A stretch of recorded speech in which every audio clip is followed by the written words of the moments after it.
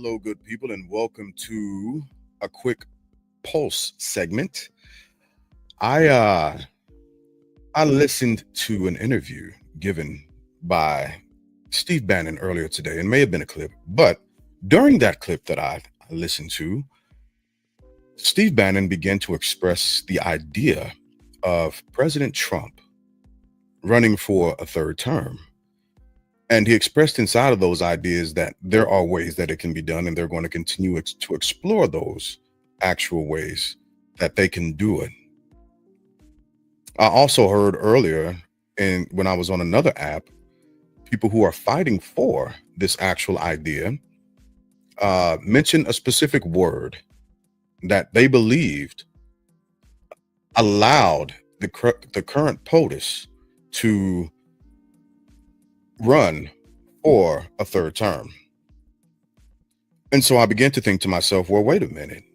I've read the 22nd Amendment on multiple different occasions, but I can't remember if what they're saying is correct or not because I can't remember it verbatim. So I decided to go back and read the 22nd Amendment. And the word that people continued to use when fighting for this idea is the word consecutive. In its totality, they used the phrase consecutive terms. And I'm here to tell you all who have this idea that that's what the amendment says. First off, you have not read the 22nd Amendment. I'm going to say that with 100% confidence. Because if you would have, you would not use the word consecutive or the phrase consecutive terms to fight for your position, because it's never mentioned in the actual amendment. So even if you are wanting this to happen, you may wish to come at this from a different angle, which is what Steve Bannon and his team, Project 2025, are looking to do.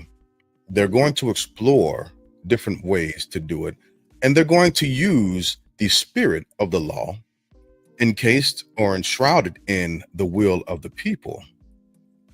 Now, depending on how a court interprets that, it might have some relevance. However, it also might not. I don't know right now. The courts are doing various different things that sometimes I agree with, sometimes I don't agree with. And the hope is that they don't lose their integrity and they actually interpret the law the way it's supposed to be interpreted. And if they don't, the hope is Congress goes back and they fix or correct the ills that may come out of the Supreme Court. Now, that's an opinion at that point because I don't agree with some of the rulings that the Supreme Court is handing out, but it is what it is. We are in this political environment for a reason, and I think November 1st is going to begin to shift a lot of people to either become more centrists or to the left. And I'm an independent. I don't take sides. I have no political affiliations or allegiances, and I don't think anyone else should. That's just my personal opinion. However, getting back to the 22nd Amendment, I thought to myself, if I have these questions and if I can't remember this verbatim, well, then maybe other people are experiencing a very similar thing. And I decided to take some time out to go back and look it up and read it for you. And I will read it verbatim, and I will not add nor take away anything that is encased inside of the actual 22nd Amendment. The source that I'm using today for this reading is constitutioncenter.org. All right. And so this is what that source has to say, or what they actually have on the 22nd Amendment. Section 1. It reads, no person shall be elected to the office of the president more than twice, and no person who has held the office of president or acted as president for more than 2 years of a term to which some other person was elected president shall be elected to the office of president more than once. But this article shall not apply to any person holding the office of president when this article was proposed by Congress, and shall not prevent any person who may be holding the office of president or acting as president during the term within which this article becomes operative from holding the office of president or acting as president during the remainder of such term.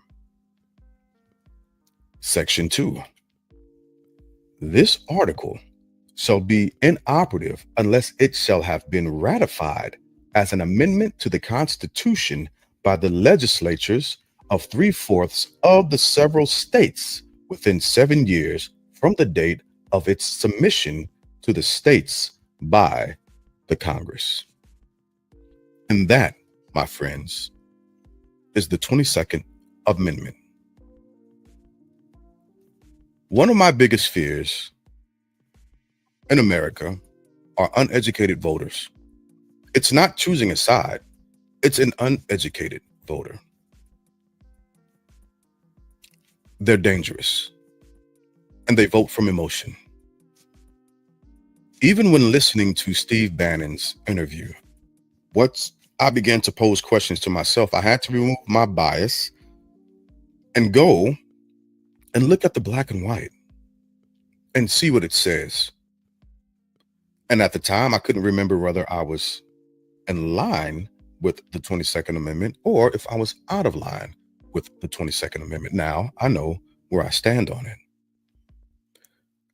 I would recommend and suggest that you all take a brief moment to go listen to what is being flirted with around and surrounding a third run for president by his influencers. That's what I would call them. And go and do yourself a favor, or come and tune in to the podcast, The Pulse, on Wednesdays at 9 p.m. Eastern Standard Time, where we dig and pull up information in order to read and make sure we know where our elections are.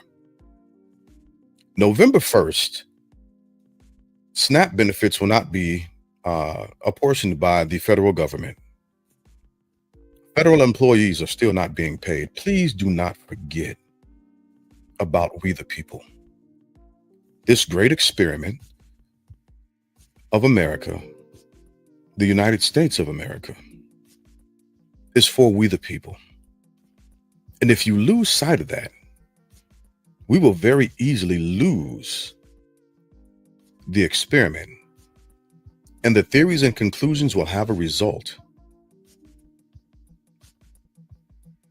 And we should continue to be reminded of that in our daily goings on. So with that being said, I appreciate you for listening. I know a lot of people have a lot of things going on in life. People are trying to figure out how to feed their kids, where the next meals are coming from, how to pay bills, because just because the federal government is shut down doesn't mean that your bills are. And I empathize and sympathize with you all, with my fellow Americans, regardless of the side of the aisle that you land on. I absolutely empathize and sympathize with that. We are where we are. This is our political climate, and we cannot turn a blind eye. Go become informed. Also, as a continuation of a message I began to start promoting and pushing yesterday, or actually Wednesday. Go out and vote in your local, state and federal elections, because elections have consequences. And we are in a period of experiencing the consequences of votes or people not voting. Do not allow anyone to tell you that your vote doesn't matter, because it absolutely does. It absolutely does. Do not be disenfranchised by those who don't want you to vote. Do not be fear-mongered into not voting or voting for a specific thing because it feels like the popular thing to do. Go into your booths with conviction and information, being an informed voter, and support your country. Support we the people. And as a final reminder, I would like to say, somewhere along the line, America has forgotten that we don't work for these politicians. It shouldn't be a popularity contest. These politicians work for us. That's on both sides of the aisle. And while both sides are continuously making millions, we will have Americans going hungry, and we have federal employees not being paid. And that should be concerning.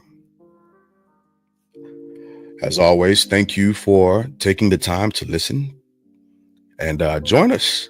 We've got a lot of great information coming out, a lot of great segments coming out for the Family Bloodline Network, and I'm excited to present you with as much information as I possibly can. Have a great day, and have the day you deserve.